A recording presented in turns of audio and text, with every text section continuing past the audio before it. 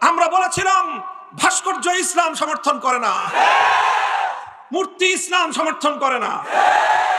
হিন্দু ধর্মাবলম্বীরা তারা মূর্তি পূজা করবে, তাদের ধর্মের ব্যাপার, ইসলাম সেখানে মাথা ঘামায় না। হিন্দুদের ঘরে, হিন্দু ধর্মাবলম্বীদের উপাসনালয় মন্দিরে মূর্তি একটা না হাজারটা থাকুক, আমরা সেটা পাহারা দেব। আমরা কোনোদিন কোন হিন্দু ধর্মাবলম্বীর কোন মূর্তি ভাঙা তো দূরের কথা, সেখানে অন্য কাউকে ভাঙতে দেব না, এটা ইসলামের শিক্ষা। কিন্তু কোন মুসলমান ব্যক্তির বিশেষ করে রাষ্ট্রীয় সম্পদ ব্যয় করে জাতীয়ভাবে ভাস্কর্যের নামে মূর্তি নির্মাণ করা হবে, এটা ইসলাম কোনোদিন সমর্থন করে না। সে মূর্তি জারি হোক না কেন। আমরা অনেক আন্তরিকতাপূর্ণ ভাষায় সতর্ক করেছিলাম। আমি বলেছিলাম যে মূর্তি শুধু আপনার বাবা শেখ মুজিবুর রহমান সাহেবের নয়, যদি সেই মূর্তি জিয়াউর রহমান, শহীদ জিয়াউর রহমানেরও হয়, আমরা সেটারও বিরোধিতা করি। সেই মূর্তি যদি আমার বাবারও হয়, আমরা সেটাও ভেঙে গুড়িয়ে দেব। সেটা হলো যে প্রতিটি ইতিহাসের সাথে সংশ্লিষ্ট সেই দৃশ্যগুলোকে তার যে মূল চেতনা, সেই চেতনা সহ ধারণ করা উচিত। আমরা সেই ফ্যাসিবাদ বিরোধীর সময় একটা গুরুত্বপূর্ণ আন্দোলন এবং সংগ্রামের মধ্যে ছিলাম, সেটা হলো ভাস্কর্য বিরোধী আন্দোলন।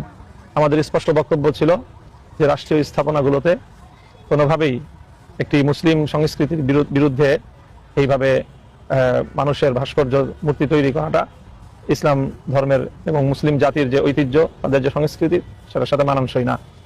সেই জায়গাটা থেকে শাপলার যে শহীদ, আমরা তাদের মুখাবয়বকে বাদ দিয়ে অবশিষ্ট যে দৃশ্যগুলো, সেগুলোকে চিত্রিত করার জন্য পরামর্শ দিব। সেখানে খুব বেশি পরিবর্তনের প্রয়োজন হবে না। ইসলামে প্রাণীর যে মুখাবয়ব, সেটাকেই মূলত নিষিদ্ধ করা হয়েছে। কাজে সেই জায়গাটুকু যদি একটু করে দেওয়া হয়, মুখাবয়বটাকে মুছে ফেলা হয়, তাহলে বাকি দৃশ্য সব, অথবা বাকি রেপ্লিকা, বাকি ভাস্কর্য, সেগুলো নিষিদ্ধ হবে না। ভাস্কর্য সেটা প্রাণীর মুখাবয়বটুকু শুধুমাত্র ইসলাম ধর্মের দৃষ্টিতে এটার উপর আপত্তির জায়গা রয়েছে। যদি এভাবে ছবি বানানো যেত, উম্মত আর কারো ছবি না বানালো, যত গরিব হোক, অন্তত মুহাম্মদুর রাসূলুল্লাহ সাল্লাল্লাহু আলাইহি ওয়াসাল্লামের একটা ছবি বানিয়ে নিজের ঘরে টানিয়ে রাখতো এবং মহব্বতের সঙ্গে সকাল দুপুর বিকাল সেটা দেখতো, আর দিল থেকে দোয়া করতো, এবং বাচ্চাদেরকেও এটার প্রতি আগ্রহী হওয়ার জন্য তারা সবক দিত। যেখানে নবীর শানে, সাহাবীদের শানে উম্মত এই কাজ করে নাই, সেখানে কোন রাজনৈতিক নেতা, সাধারণ কোনো ব্যক্তির শানে এটা করার কোনো প্রশ্নই আসে না। এজন্য আজকে বাসায় গিয়ে প্রয়োজন ইতিহাস পড়েন। নবী যখন মক্কা বিজয় করেছিলেন, কাবায়ও যখন 360টা মূর্তি ছিল, এই 360টা সবগুলো কিন্তু মূর্তি ছিল না, কিছু ভাস্কর্যও ছিল। যেমন সেখানে কবুতরের প্রতিকৃতি ছিল, যার পূজা কেউ করতো না, কেউ না, কিন্তু আল্লাহ নবী সেটাও মিটিয়ে দিয়েছিলেন। ইসলামকে শুধু মূর্তির বিরুদ্ধে না, ভাস্কর্যের বিরুদ্ধে।